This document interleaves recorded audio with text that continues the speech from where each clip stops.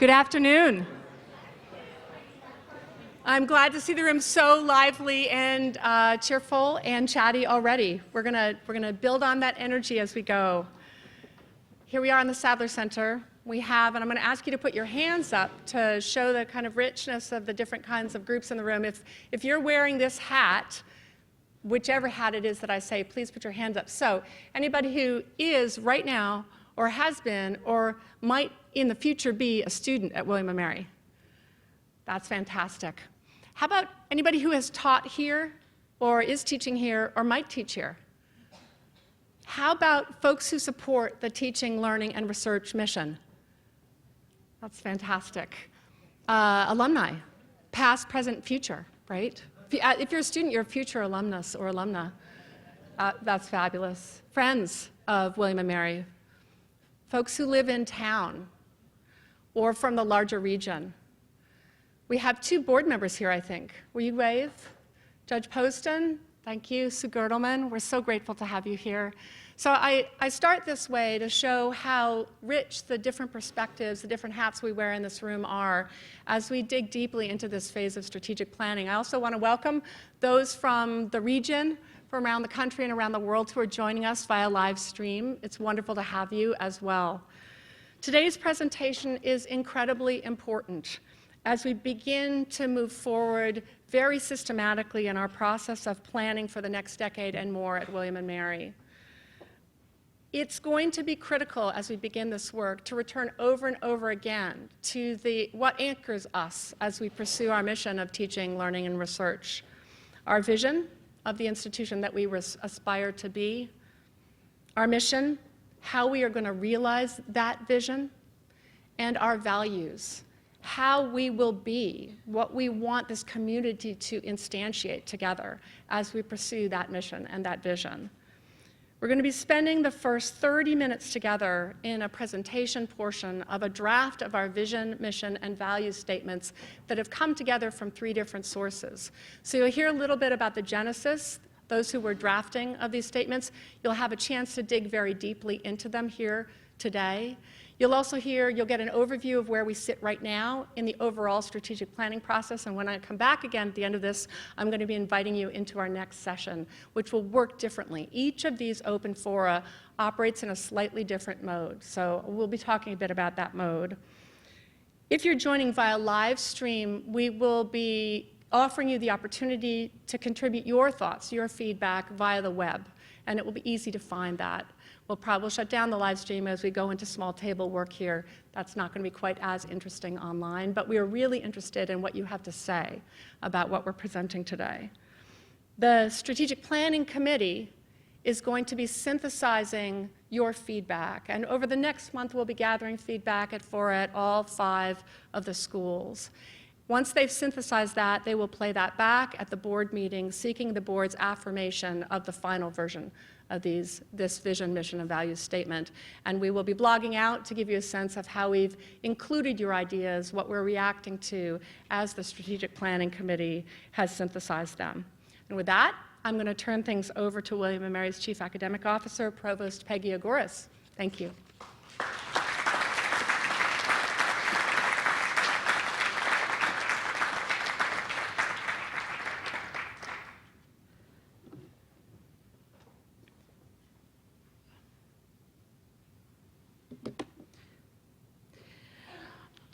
So one of the most important things to remember every time we embark on such a large effort is the reason why we're doing this.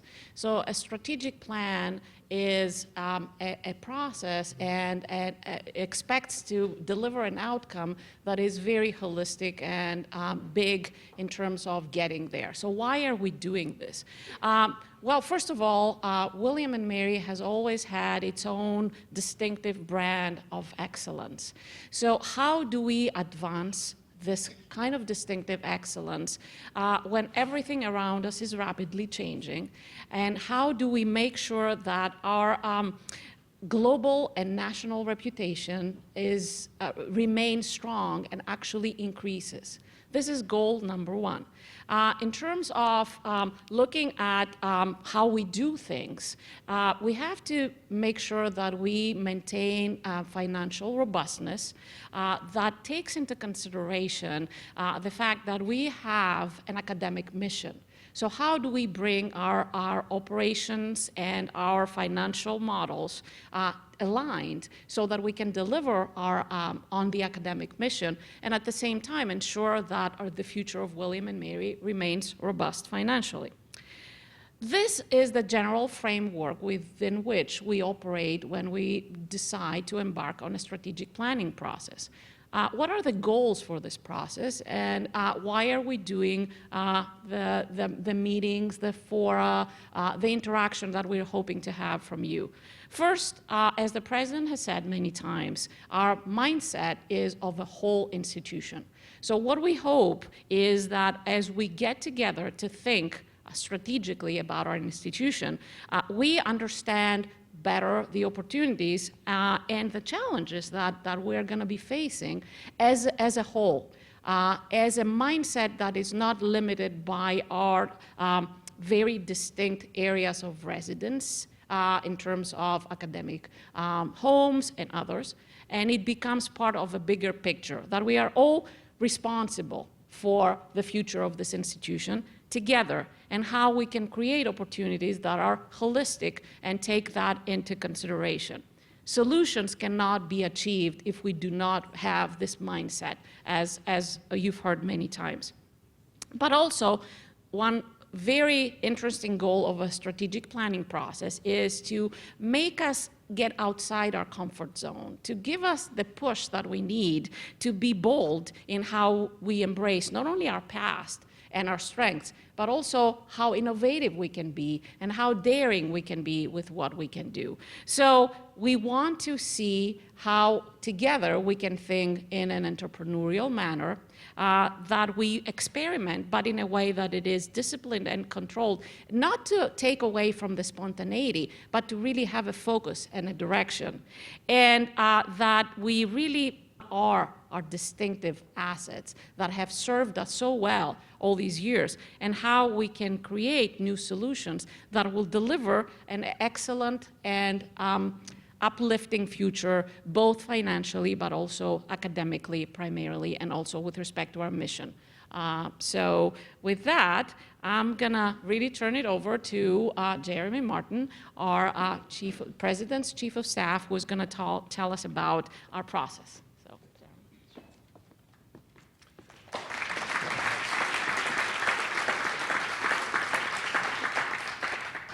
So thanks, Peggy, for talking more about the goals. We've laid this process out at every one of these forums, and we'll continue to do so throughout the year. But basically, one of the things that was key, building on thinking forward last year, was the notion that we're engaged in a values-driven process. And so at the core of what we hope to do in the coming year, vision, mission, values, the first phase that we're working on are right there at the center of what we're looking to do. And that's a notion that, that Katherine's now famous for saying, but that we change to advance that which we value most. That's what we're looking to do through this process. So if you think about doing those phases in the coming year, basically we need to do the first three. So vision, mission, values, phase 1, an environmental scan and analysis in phase 2. And then phase 3 in the spring, we'll actually be looking at developing the strategy centered around that vision, mission, and values, and addressing the environmental scan of the issues we see in the environment at large.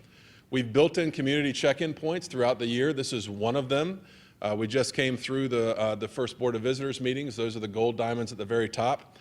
And so that's basically the flow of the year. So we've got 4 built throughout the year, 5 in the fall, 4 in the spring, as well as centered feedback around the Board of Visitors meetings. And you just received as a community Katherine's first message around that as far as a community update.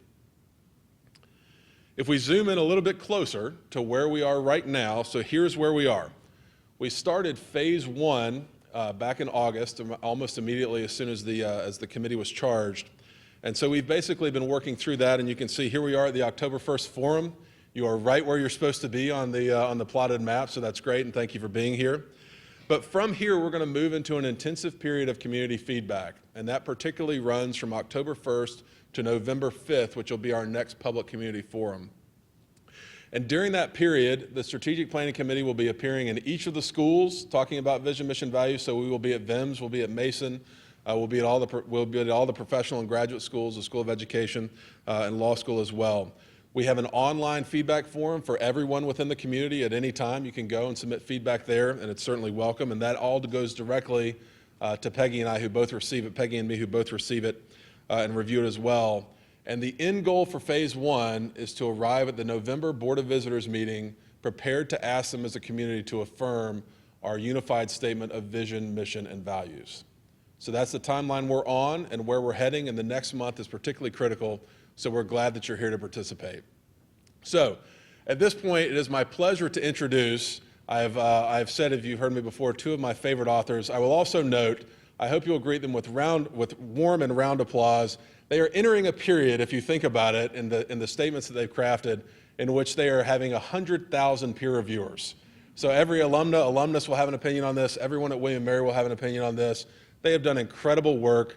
We're very pleased to share it with you. Ginger Ambler and Sean Glover.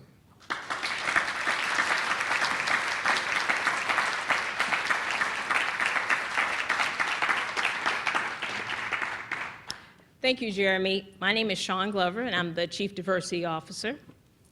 And I'm Ginger Ambler, Vice President for Student Affairs. We had an opportunity to stand before you about a month ago to introduce our committee as the committee that was pulled together to put together a core values statement or statement of values. And we asked the people, how many of you thought that we already had a value statement? And if you were here, if you raise your hand now. Okay, good. We did not have a value statement. And so Ginger and I were tasked as being chairs of this group to draft a value statement. Once we started our work, we realized that we probably needed to incorporate all three to really actually align everything that we were doing. We know that the mission, vision, and values directs our institution in everything that it does. Our vision looks forward, our mission really gives our purpose of what we're here for, and the values really is our moral compass of how we actually do our work and conduct the things that we are about.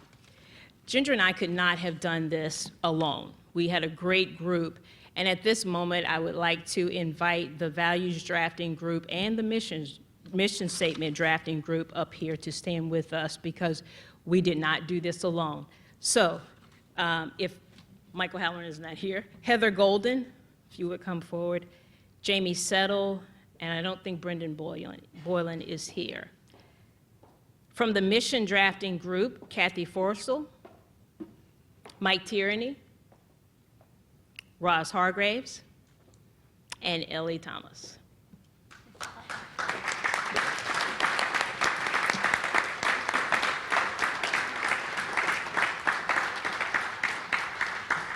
These individuals have worked tirelessly over the last couple of months to actually come up with what we are going to present to you today.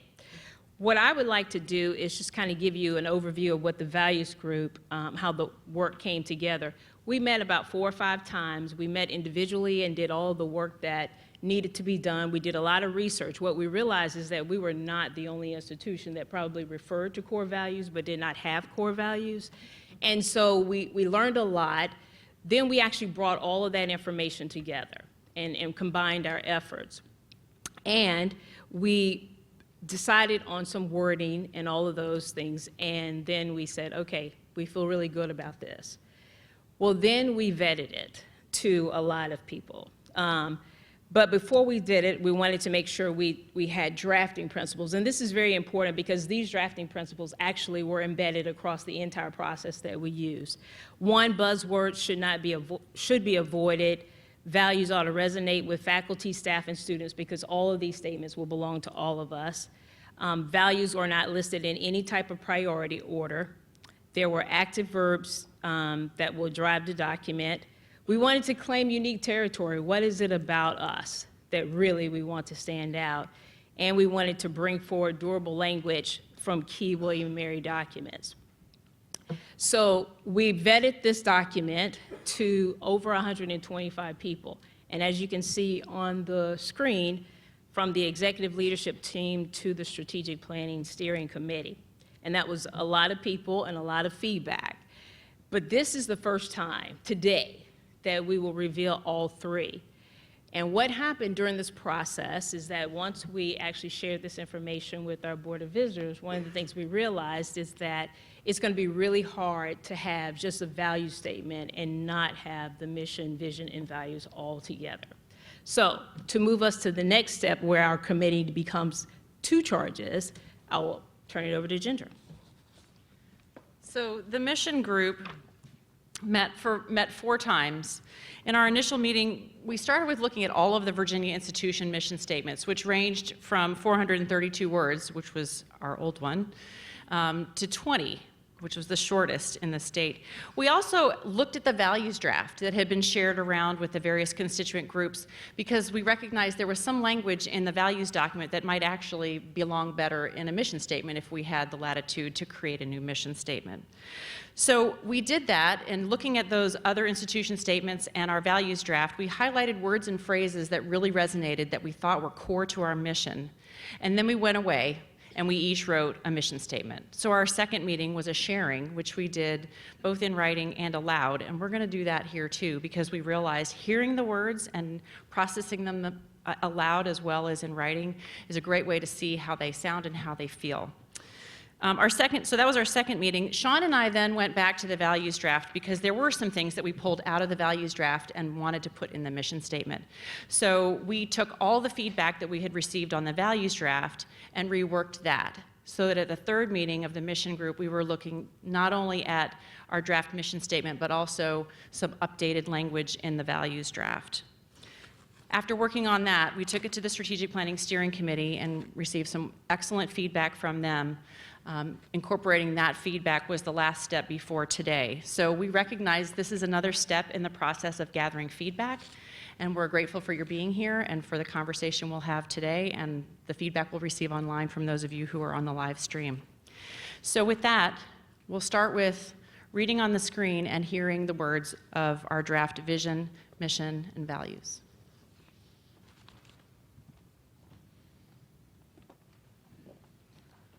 Our vision. William and Mary redefines the academic community, building on more than 325 years of reflection, excellence, and innovation. We break the boundaries between research and teaching, student and teacher, living and learning. People come to William and Mary wanting to change the world, and together we do.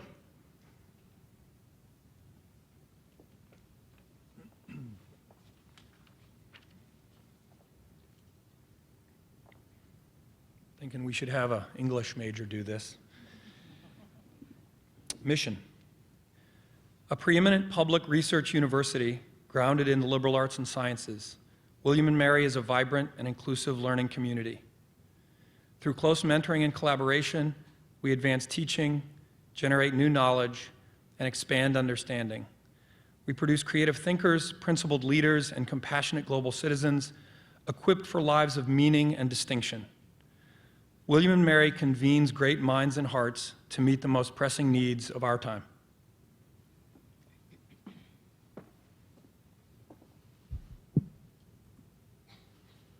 Accomplishing our mission requires that the entire community work together as stewards of the core values that infuse our collective efforts. Belonging. We create a welcoming and caring community that embraces diverse people and perspectives. Curiosity. We foster an open academic environment that champions intellectual agility and inspires creativity in the discovery, preservation, and advancement of knowledge. Excellence. We aim for extraordinary, recognizing that personal growth and meaningful accomplishment require bold aspirations, courageous risk-taking, and focused effort. Flourishing. We create conditions that ensure William and Mary will thrive for all time coming, and we empower those who live, learn, and work here to make choices toward a healthy and fulfilling life. Integrity. We are honorable, equitable, trustworthy, and committed to the highest standards of integrity in all we do. Respect. We treat one another with mutual respect, recognizing and upholding each person's dignity and worth. Service. We engage with individuals and communities both near and far, devoting our knowledge, skills, and time to serving the greater good.